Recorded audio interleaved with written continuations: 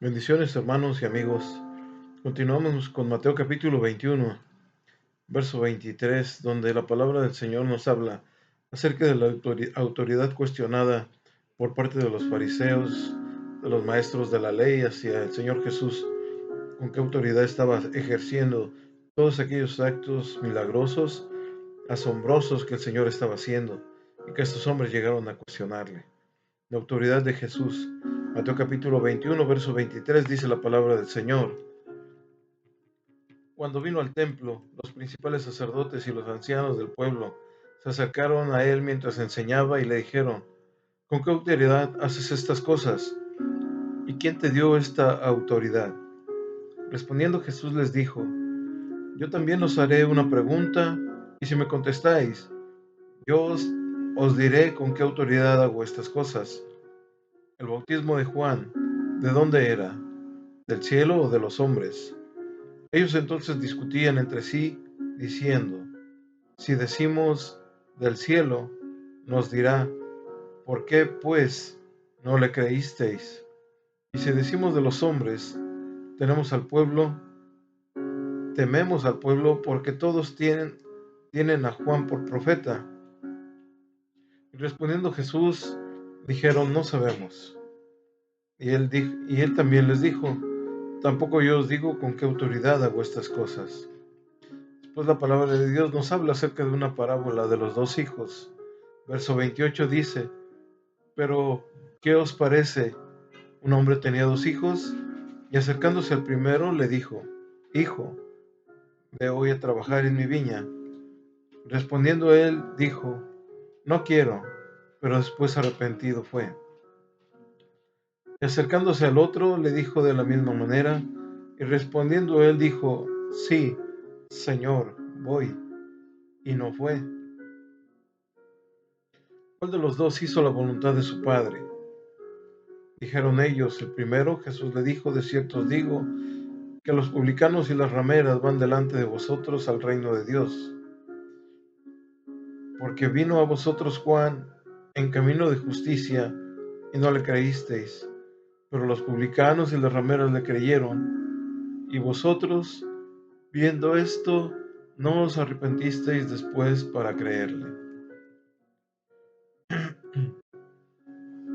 La autoridad de Jesús. Otro pasaje bíblico donde vemos, hermano, que Jesús fue desafiado otra vez por las autoridades religiosas. Cuando Jesús llegó al templo, los principales sacerdotes y los ancianos del pueblo se le acercaron mientras enseñaba, diciendo que con qué autoridad estaba haciendo todas esas cosas y quién le había dado esa autoridad. Está claro, hermano, que los dirigentes religiosos se estaban volviendo cada vez más ofensivos, pues la fama del maestro aumentaba entre los pueblos, entre las ciudades, entre las gentes. Resulta significativo que no cuestionaban lo que Jesús estaba haciendo. No tenían ninguna base para poder negar la realidad de los hechos milagrosos que él estaba realizando. Solo intentaban poner en duda su autoridad, pero los milagros realizados era algo que hacía ante los ojos de muchos y también de pocos, pero no lo hacía en lo secreto. Eran milagros reales y contundentes que estos hombres no podían debatir lo que el Señor Jesús estaba haciendo. Los hechos eran algo visible. Lo que estaba aconteciendo era algo que con sus propios ojos estaban mirando, pero buscaban la oportunidad de hacer caer al maestro. En el verso 24 al 28 dice, al 26, respondiendo Jesús les dijo: Yo también os haré una pregunta, que si me contestáis, yo también os diré con qué autoridad hago estas cosas. ¿De dónde era el bautismo de Juan? ¿Del cielo o de los hombres? Ellos discutían entre sí diciendo: Si decimos del cielo, él nos dirá: Entonces, ¿por qué no le creísteis? Si decimos de los hombres, tememos a la multitud, porque todos tienen a Juan por profeta. Los dirigentes religiosos estaban tratando de hacerle caer en una trampa al maestro. Con todas esas preguntas que ellos estaban haciendo y poniéndole entre la espada y la pared, tratando de ponerlo entre la espada y la pared. Veamos cómo Jesús, hermano, se ofreció a responder a la pregunta de ellos. Si ellos respondían a la pregunta que el maestro les estaba haciendo también, pero no respondieron, porque nunca aceptarían que la autoridad de Juan era divina. Por lo tanto, hermano, tampoco aceptarían la autoridad de Jesús. Así que en el versículo 27 vemos cómo finalizó esta conversación por parte del maestro. Y respondiendo a Jesús dijeron, no sabemos. Y él a su vez les dijo, tampoco yo os diré con qué autoridad hago estas cosas. Creo, hermano, que usted y yo podemos percibir en esta situación cómo se estaba incrementando una tensión, un problema que estaban provocando estos hombres, una manera de levantar falsos al maestro, una forma de cuestionarle por lo que estaba haciendo. Buscaban una ocasión de hacerlo caer y tal vez, ¿por qué no?, de avergonzarlo delante de la gente. Cuando estos hombres hacen esa pregunta, el Señor estaba a punto de pronunciar una parábola que contenía una denuncia directa hacia los líderes religiosos. A la acusación de Jesús no podía ser ignorada. Era algo, hermano, que se estaba viviendo. Recordemos que Jesús había sanado enfermos, había resucitado muertos, había calmado las fuerzas de la naturaleza, había llevado a cabo la purificación del templo expulsando a los cambistas y vendedores. Todos aquellos mercaderes que estaban ahí fueron sacados. Y lo mejor de todo, hermano, es que declaraba la palabra de Dios con una convicción y una autoridad nunca antes vistas, ni siquiera por los mismos fariseos. Por supuesto, hermano, que todo esto vino a poner nerviosos a los representantes de la religión instituida en aquel tiempo, porque veían en él una amenaza para sus propios intereses. El apego que ellos tenían a sus tradiciones, los privilegios, no permitía, hermano, que estos hombres, prácticamente entrenados y llamados a representar a Dios, pudieran comprender que la persona que estaba delante de ellos, obrando en maravillas, en milagros, en prodigios, que solamente Dios podía hacer, era el mismo Dios hecho carne. El Maestro estaba presente para realizar todo esto. Pero no seamos tan ligeros en condenar, porque con nosotros que vivimos en una época totalmente diferente, a una gran distancia histórica de los acontecimientos narrados aquí en el libro de los Evangelios, pasa exactamente lo mismo. Estamos ocupados con nuestra propia agenda, estamos preocupados con muchas cosas vanas de este mundo. Hay muchos angustiados por la incertidumbre, por las ansiedades de cada día, que muchas veces, hermano, no tenemos tiempo para escuchar la voz de Dios, la voz que Jesús, hermano, nos muestra en su palabra, que viene siendo la misma voz de Dios, la voz de Jesús, que viene a nosotros a través de la lectura de la Biblia, a través de la lectura de las Escrituras, la predicación de sus siervos fieles, aquellos hombres, mujeres dedicados a predicar la palabra de Dios, para enseñar, hermano, para confortar. Necesitamos hacer un alto y darnos cuenta, hermano, que tenemos que detener el tiempo para escuchar la voz de Dios. Vivimos tan aceleradamente, tan apresuradamente, que tenemos que aprender a escuchar la voz del Señor, esa voz que nos invita a confiar, a alabar, a orar, a estudiar, a leer la palabra, que nos invita a descansar en su amor y en su misericordia. En este pasaje, hermano, Jesús, fiel a las tradiciones de su época, responde a la pregunta desafiante de aquellas interrogantes que estaban haciendo estos hombres. Él les responde con otra pregunta, algo que parecía aparentemente inocente, pero llena de mucha sabiduría. Jesús les pregunta: ¿el bautismo de Juan de dónde era? ¿Del cielo o de los hombres? Lo que Jesús en realidad les estaba diciendo, tanto a ellos como a nosotros el día de hoy, es que su autoridad y la de Juan provenían del mismo lugar. Ambas provenían del cielo y tienen como propósito, hasta el día de hoy, el perdón de nuestros pecados. Es en ese momento, hermano, cuando podemos ver las verdaderas intenciones de los principales sacerdotes y de los ancianos del pueblo. Primero que todo, hermano, vemos que aquellos hombres no tenían celo por la verdad. Estaban preocupados por su posición social. Estaban más preocupados por ello que por entrar y conocer la verdad. Su discusión, hermano, acerca de cuál era la manera correcta de responder la pregunta sabia de Jesús, ponen abiertos los motivos impuros de los corazones de estas gentes. Su Dios no es el Dios de Abraham, no es el Dios de Isaac ni de Jacob, sino el Dios de su reputación, de su posición social y de sus intereses personales.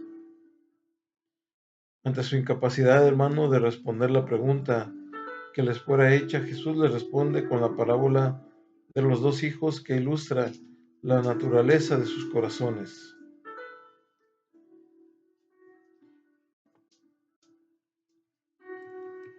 La historia del primer hijo que nombra en la parábola es básicamente la historia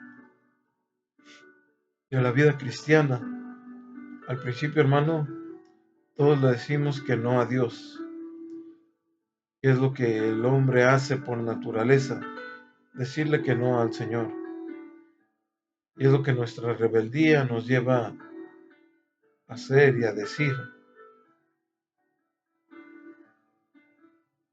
El apóstol Pablo expresa claramente cuando afirma que antes de conocer al Señor Jesucristo,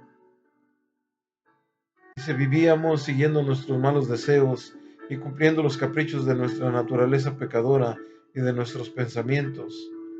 Esto es lo que habla Efesios capítulo 2, verso 3, entre los cuales también todos nosotros vivimos en otro tiempo en los deseos de nuestra carne, haciendo la voluntad de la carne y de los pensamientos, éramos por naturaleza hijos de ira, lo mismo que los demás. Es por eso que Dios envía su mensaje de evangelio, que es el mensaje que anuncia el perdón de nuestros pecados. Usted no está escuchando esta transmisión, este video por casualidad. No es así, mi estimado hermano y amigo oyente. Dios envía su mensaje de salvación con la intención de que usted pueda saber cuán grande es el amor que tiene el Señor por cada uno de nosotros. El plan de Dios para cada ser humano. No existen coincidencias o casualidades. La muerte de Jesús de Nazaret en la cruz del Calvario no fue un hecho aislado y casual, provocando la ira y el descontento de los principales sacerdotes y los ancianos del pueblo que confrontaban a Jesús sin darse cuenta que estaban confrontando al mismo Dios. Este es el anuncio en la parábola del maestro. El segundo hijo de la parábola que contó Jesús representa a las autoridades del templo. Su pecado es un poco más sofisticado porque han aprendido a mentir, a la vez que a quebrantar las promesas también. Todos conocemos personas que son rápidas para hacer promesas, especialmente cuando se encuentran en aprietos o en una situación difícil. Y no estamos hablando de personas malintencionadas, sino de personas comunes y corrientes, muchas veces muy agradables, que aparentan ser sinceras y sobre todo muy convincentes. Son las personas que dicen, por ejemplo, que no te preocupes, que el asunto va a estar resuelto, y muchas veces faltan a su palabra. Aquí cuando el pastor o los pastores los llaman a presentarse un domingo, el próximo domingo en la iglesia, y muchas veces aseguran estar ahí y lo hablan con toda la seguridad del mundo, pero al llegar el domingo no se presentan. ¿Cómo decimos que lo prometido ya lo podemos dar por hecho, si muchas veces faltamos a ello? Pero en el caso de estas personas no es así. Promete que van a hacer algo, pero luego no lo cumplen. Es cierto, hermano, que Jesús contó esta parábola principalmente para aquellos líderes religiosos, los principales sacerdotes, los ancianos del pueblo que habían desafiado su autoridad por la palabra. Por la parábola también nos está hablando a cada uno de nosotros. La guerra que comenzó en nosotros el día que el Espíritu Santo plantó la semilla de la fe en nuestros corazones es un conflicto permanente hasta el día que hayamos partido hacia la presencia del Señor o que Jesús regrese a buscar a su iglesia. Mientras tanto, es como si los dos hijos de la parábola estuviesen presentes en nuestro corazón.